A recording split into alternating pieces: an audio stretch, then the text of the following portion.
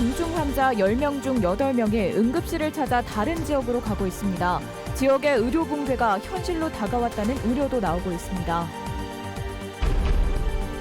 돌봐준다며 장애인들을 교회로 데려와 감금 폭행한 목사가 징역 7년을 선고받았습니다.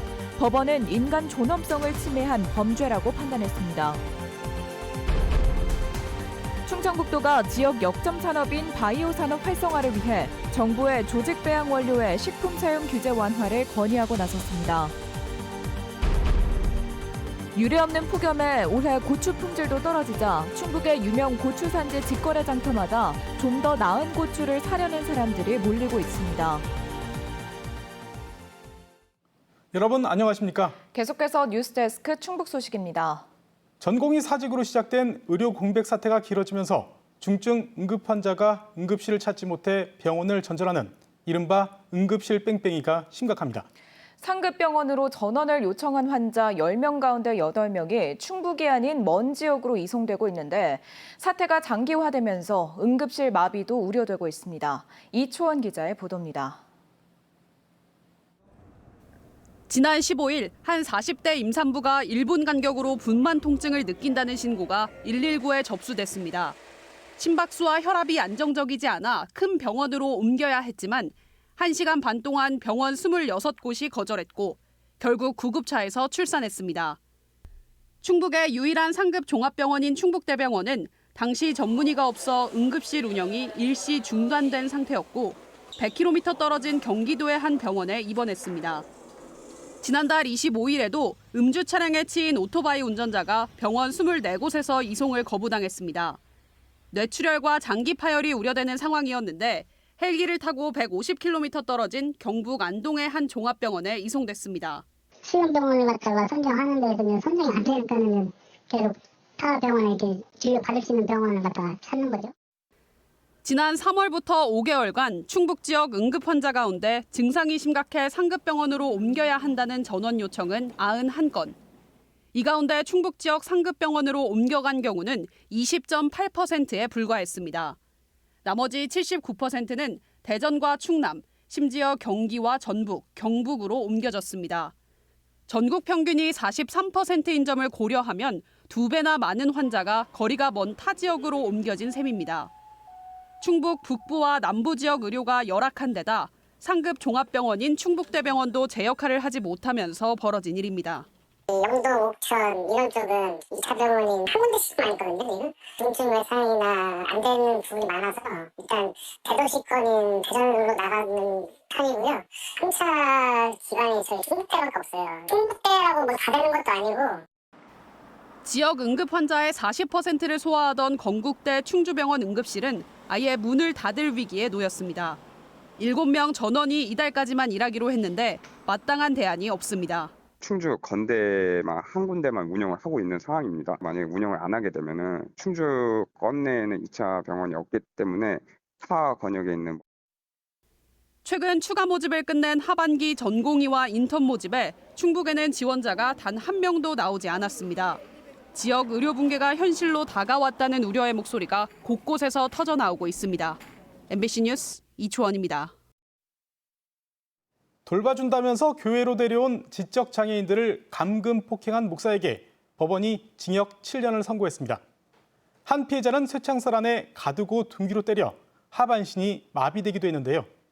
법원은 인간의 존엄성을 침해한 범죄라고 판단했습니다. 김은초 기자가 보도합니다. 청주의 한 시골 마을 교회, 마당에는 철창이 둘러쳐진 정자가 있습니다. 이 교회를 운영한 63살 목사는 50대 지적장애인이 말을 듣지 않는다며 수시로 이 철창 안에 가두고 둔기로 폭행했습니다. 지난 2021년부터 14개월간 이어진 감금과 폭행에 이 장애인은 하반신 일부가 마비됐습니다. 또 다른 지적장애인도 돌봐준다면서 자신의 교회로 데려와 학대했는데 이 2명에게 기초생활수급비와 카드 등을 빼앗아 900여만 원을 가로챘습니다. 내 거 카드 빼달라고 주먹으로 얼굴을 크게 긁고 어디를 잡아도 징기에 떨어지고 사람이 어떻게 그럴 수가 있어. 목사 측은 장애인들을 돌봐준 거라며 훈육 차원에서 때린 사실만 일부 인정하고 다른 혐의는 줄곧 부인했습니다. 우리 목사님이 그 사람 지지다 그래 굳이 많이 했습니다. 먹이고 입히고 얼마나 많이 했는데 피해자는 우리예요. 법원이 중감금치상과 강도상해죄를 적용해 이 목사에게 징역 7년을 선고했습니다. 재판부는 자신을 보호할 능력이 부족한 중증 지적장애인인 피해자들을 핍박해 인간 존엄성을 침해했고 반성하지도 않아 엄벌로 책임을 물어야 한다고 밝혔습니다.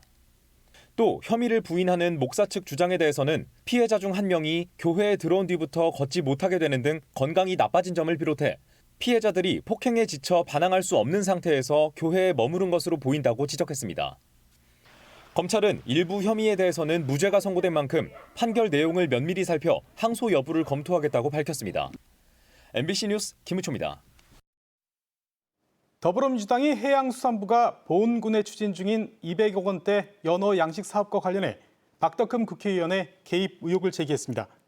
민주당 충북도당은 사업을 맡은 민간업체는 해수부 공모 석 달 전에 보훈에 설립됐고 박의원 전 후원회장의 처남이 임원을 맡고 있다면서 해수부 소관 상임위에서 활동하며 연어 양식장 유치를 총선 공약으로 내걸었던 박 의원의 해명과 수사가 필요하다고 주장했습니다. 이에 대해 박덕흠 의원은 지역 발전을 위해 정부를 설득한 것이고 특정인에게 특혜를 주려던 게 아니라며 전 후원회장은 해당 업체에 지분도 없다고 반박했습니다.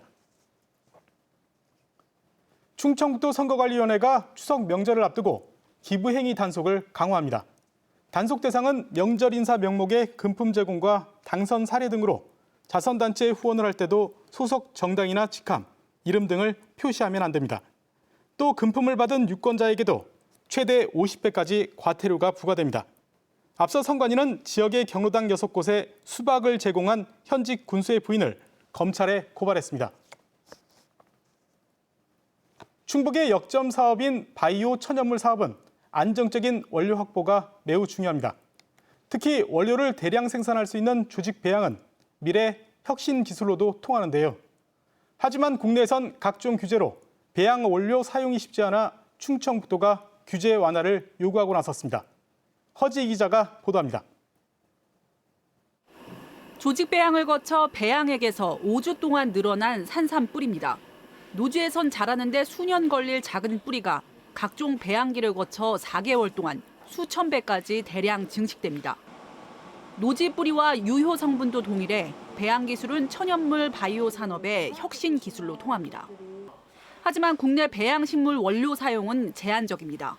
특히 식품 원료로 사용 승인을 받은 것은 산삼 배양근과 산삼 배양세포, 장미 퇴자 배양세포 단 3종류뿐입니다. 하지만 국내와 달리 현재 유럽에선 배양식물이 식품 원료로 넓게 활용되고 있고 거꾸로 국내 기업이 관련 원료를 수입해 기능성 식품으로 생산하는 모순적 상황이 연출되고 있습니다. 먹어보니까 기능성이 있으니까 기능성 식품으로 가고 기능이 있으니까 이것도 약으로 발전하는 것이지 기능성 식품은 되고 일반 식품은 되지 않는다 하는 부분이 납득이 잘 안 되고 이런 이유로 대부분의 바이오 기업은 식품보다 진입 장벽이 낮은 화장품 원료로 배양 기술을 집중하는 실정입니다.